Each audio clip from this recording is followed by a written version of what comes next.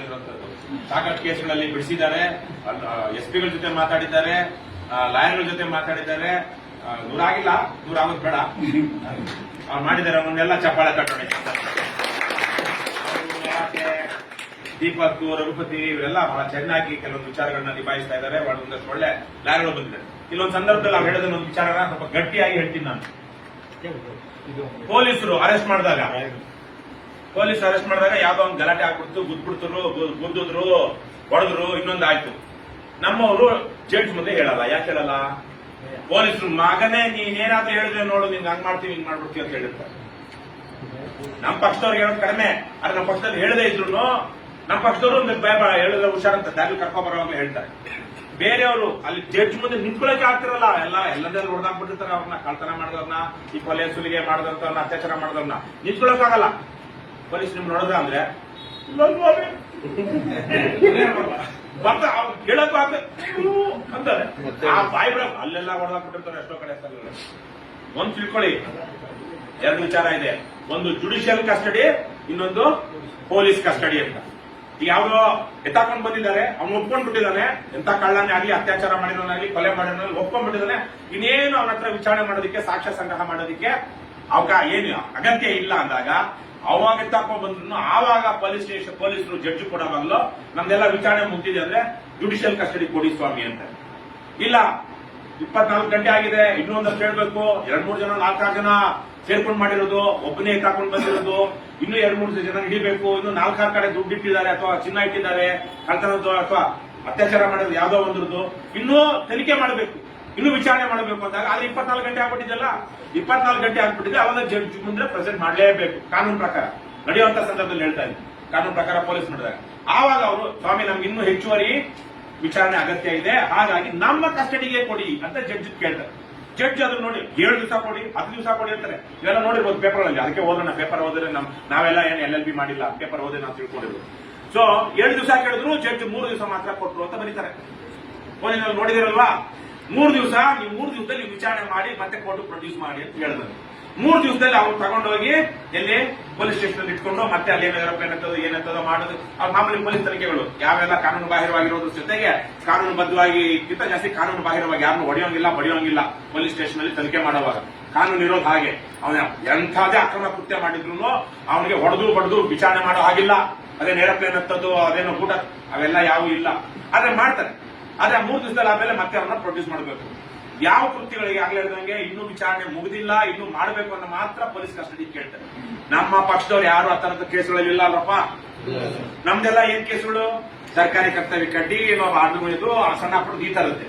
ಇವು ಯಾವ್ದ್ರಲ್ಲೂ ವಿಚಾರಣೆ ಆಗತ್ತೇನೆ ಇಲ್ಲ. ಅಲ್ಲಿ ದೂರ ಬಂದಿದೆ, ಸುಮ್ನೆ ನಮಗೆ ಕಿರಿಕ್ ಮಾಡಬೇಕು ಅಂತ ಅವ್ರು ಯಾರೋ ಕಂಪ್ಲೇಂಟ್ ಕೊಟ್ಟಿರೋದಕ್ಕೆ ಪೊಲೀಸರು ಶಾಮೀಲಾಗಿ ನಮ್ಮ ಮೇಲೆ ಕೇಸ್ ಹಾಕಿ ರಿಜಿಸ್ಟರ್ ಮಾಡಿಕೊಂಡು ನಮ್ಮನ್ನು ಅರೆಸ್ಟ್ ಮಾಡಿರೋದು.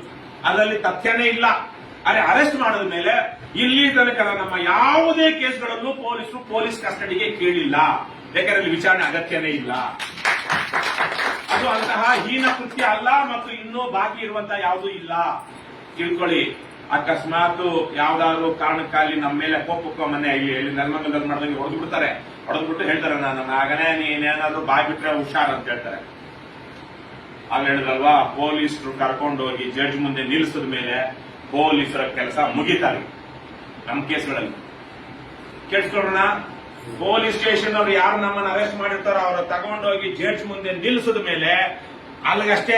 ಆಮೇಲೆ ನಮ್ಗೆ ಬೇಲ್ ಸಿಗ್ಲಿ ಬಿಡ್ಲಿ, ಪೊಲೀಸರು ನಮಗೂ ಸಂಬಂಧ ಇಲ್ಲ.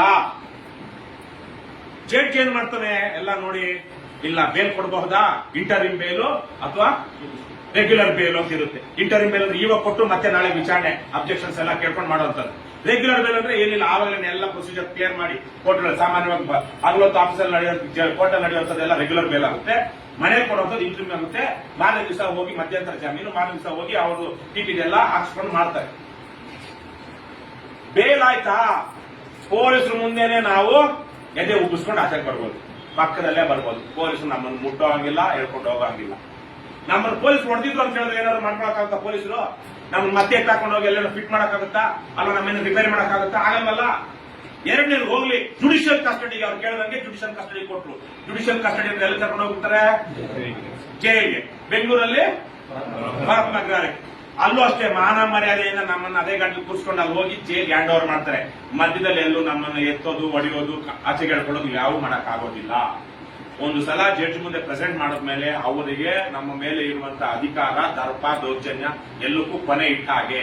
ಹಾಗಾಗಿ ಯಾವುದೇ ಸಂದರ್ಭದಲ್ಲಿ ಪೊಲೀಸರು ನಿಮ್ಮನ್ನು ಅವಾಚ್ಯ ಶಬ್ದಗಳಿಂದ ಬೈದಿದ್ರೆ, ಹೊಡೆದಿದ್ರೆ, ನೇರವಾಗಿ ಜಡ್ಜ್ ನಿಮ್ಮನ್ನು ಹೊಡೆದ್ರ ಬೈದ್ರ ಅಂದಾಗ ನೇರವಾಗಿ ಹೌದು ಸ್ವಾಮಿ ಇವರು ಹೀಗೆ ಮಾಡಿದ್ರು ನನಗೆ ಅಂತ ಹೇಳ್ಬೇಕು. ಗೊತ್ತಾಯ್ತಣ್ಣ? ನಮ್ಮವ್ರು ಹೇಳ್ಬೇಕು, ಬೇರೆಯವರು ನೀವ್ಯಾರು ಹೋಗೋದ್ ಬೇಡ. ಮತ್ತೆ ಯಾರೋ ಹೋದಾಗ ಅವ್ರು ನಾವ್ ಹೇಳ್ಬೇಕು, ಭಯ ಪಡದೆ ಹೇಳು, ಅಲ್ಲಿ ಯಾರು ಇರೋದಿಲ್ಲ, ನಮ್ಗೇನು ಆಗೋದಿಲ್ಲ, ಯಾವ ಪೊಲೀಸನ್ನು ನಮ್ಮನ್ನೇನು ಇಟ್ಕೊಳಕ್ ಆಗೋದಿಲ್ಲ ಆ ಟೈಮಲ್ಲಿ ಅಂತ. ಜುಡಿಷಿಯಲ್ ಕಸ್ಟಡಿ ಕೊಟ್ಟಾಗ ಪೊಲೀಸರು ಪಾತ್ರ ಮುಗಿತು, ಬೇಲ್ ಆಯ್ತು ಅಂದ್ರೆ ಅಂತೂ ನಾವು ಪಾತ್ರ ಇನ್ನೂ ಮುಗಿದೇ ಹೋಯ್ತು. ಹಾಗಾಗಿ ನಮ್ಮ ಮೇಲೆ ಹೊಡೆದಾಗ ನಾವ್ ಹೇಳ್ದೆ ಇದ್ರೆ ಅವ್ರಿಗೆ ಶಿಕ್ಷೆ ಆಗಲ್ಲ. ನಾವಲ್ಲಿ ಮಾರತ್ತಳ್ಳಿ ಯಾವ್ದು ಎಚ್ಚರಿಕೆ ಆದಾಗ ಹೇಳಿ ಡಿಸಿಪಿಗೆ ಎಂಕ್ವೈರಿ ಆರ್ಡರ್ ಮಾಡೋದು ಜಡ್ಜು. ಅಲ್ಲಿ ಯಾರು ರೋನಾಲ್ಡ್, ರಘು ಅವ್ರಿಗೆಲ್ಲ ಹೊಡೆದಾಗ, ಹಾಗಾಗಿ ಅಲ್ಲಿ ಹೇಳಿದಕ್ಕಾಯ್ತು. ಮೊನ್ನೆ ಅಲ್ಲೆಲ್ಲ ಹೊಡೆದ್ಬಿಟ್ರು, ನಿರ್ಬಂಧದಲ್ಲಿ ಅವ್ರು ಹೇಳಲೇ ಇಲ್ಲ. ಆ 3 ಜನ ಯಾರು ಅರೆಸ್ಟ್ ಮಾಡ್ಕೊಂಡು ಹೋಗಿದ್ರು ಅವ್ರು ಬೇಲ್ ಆಯ್ತು, ಮಿಕ್ಕವ್ರಿಗೆ ಆಗ್ಲಿಲ್ಲ, ಅವರು ಹೇಳಿಲ್ಲ. ಇವ್ರಿಗೆ 6 ಜನ ಯಾರು ಜೈಲಿಗೆ ಹೋಗಿದ್ರು ರಘು ಜೊತೆಯಾಗಿ. ಆ ಜಡ್ಜು ಅದೇನೋ ಏನಾಗಿತ್ತೋ ಗೊತ್ತಿಲ್ಲ, ಅವ್ರು ಕೇಳಲೇ ಇಲ್ವತ್ತೆ ನಿಮ್ಗೆ ಹೊಡೆದ್ರು ಅಂತ. ಹೊಡೆದಿಲ್ಲ, ಇವ್ರು ಹೇಳಿಲ್ಲ ಅಂತ ಅಂದ್ಕೊಂಡ್ಬಿಡ್ತಾರೆ. ಇಲ್ಲ, ಅಂತ ಟೈಮಲ್ಲಿ ನಾವು ಜಡ್ಜ್ ಕೇಳ್ಕೋಬೇಕು ನಾವೇನೆ, ಸ್ವಾಮಿ ನಂದೊಂದಷ್ಟು ವಿಚಾರ ಇದೆ, ನಮ್ ನೋಡಿದ್ರು ಬಡಿದ್ರು, ಅದ್ ನೀವು ಕೇಳಿಲ್ಲ ಅಂತ ಬೇಕಾದ್ರೆ ಹೇಳ್ಬೇಕು. ನಾವು ಯಾವುದಕ್ಕೂ ಜಡ್ಜ್ ಏನೋ ಆಕಾಶದಲ್ಲಿ ಬಂದಿರೋನಲ್ಲ. ಲಾಯರ್ ಇರುವಾಗ let the lawyer represent you ಅಂತ, ನೀವು ಮಧ್ಯ ಪ್ರವೇಶ ಮಾಡ್ಬಿಡಿ ಅಂತ. ಯಾಕಂದ್ರೆ ನಮ್ಗೆ ಎಷ್ಟೋ ಗೊತ್ತಿರೋದಿಲ್ಲ, ನಮ್ ಕಾಲ ಮೇಲೆ ನಾವೇ ಕಲ್ಲ ಹಾಕೊಂಡ್ಬಿಡ್ತೀವಿ. ಜೊತೆಗೆ ಲಾಯರ್ ಇಟ್ಕೊಂಡಿರೋದು ಯಾಕೆ, ಅವ್ರಿಗೂ ಅಂಡರ್ಮೈನ್ ಮಾಡುತ್ತೆ ಅಂತ ಜಡ್ಜ್ಗಳು ಕೆಲವು ಸಲ ಹೇಳ್ತಾರೆ. ಆದ್ರೆ ನಾವು ನಮ್ಮ ಲಾಯರ್ ಹೇಳಿಲ್ವಾ, ನಂದಾಗೆ ಆಯ್ತು ಕೋರ್ಟಲ್ಲಿ. ಅವ್ನು KJ ಜಾರ್ಜ್ ಲಾಯರ್ ಒಬ್ಬ ಅಧಿಕ ಪ್ರಸಂಗಿ, ನಾನು ಹೊರಗಡೆ ಕೂತಿರೋನ್ನ ಪ್ಯೂನ್ ಕಳಿಸಿ ಆಚೆ ಕಳ್ಸೋದಕ್ಕೆ ಹೋಗ್ತಾನೆ. ಇನ್ನೇನೇನೋ ಮಧ್ಯದಲ್ಲಿ ಏನೇನೋ ಮಾತಾಡ್ತಿದ್ದ, ಅಲ್ಲೆಲ್ಲ ಹೋಗೋವಾಗ ಏನೇನೋ ಮಾತಾಡ್ಕೊಂಡು ಹೋಗ್ತಾ ಇದ್ದ. ನಾನು ನಮ್ಮ ಲಾಯರ್ ಹೇಳ್ದೆ, ಹಿಂಗೆಲ್ಲ ಇವನು ಅವಮಾನ ಮಾಡ್ತಾ ಇದ್ದಾನೆ, ಇವನು ಅವ್ನು ಜಾರ್ಜ್ ಮಿನಿಸ್ಟ್ರು ಲಾಯರ್ ಅನ್ಕೊಂಡು, ನೀನ್ ಹೇಳಪ್ಪ ಜಡ್ಜಿಗೆ, ಅಲ್ಲಿ ಕೂತಿರೋ ನೆಪ್ಸ್ ಕಳಿಸ್ತಾ ಇದ್ದಾನೆ ನನ್ನನ್ನ ಅಂತ.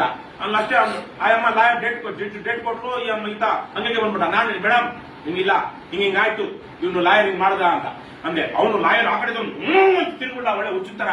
ನಾನು ಹೇಳಿದ್ರೆ ಸುಮ್ಮನೆ ನೋಡ್ತಾ ಇದ್ದೆ ಜಡ್ಜನ್, ಯಾಕಂದ್ರೆ ಕೋರ್ಟಲ್ಲಿ ಹಂಗೆಲ್ಲ ಮಾಡುವಾಗಿಲ್ಲ ಅವನು.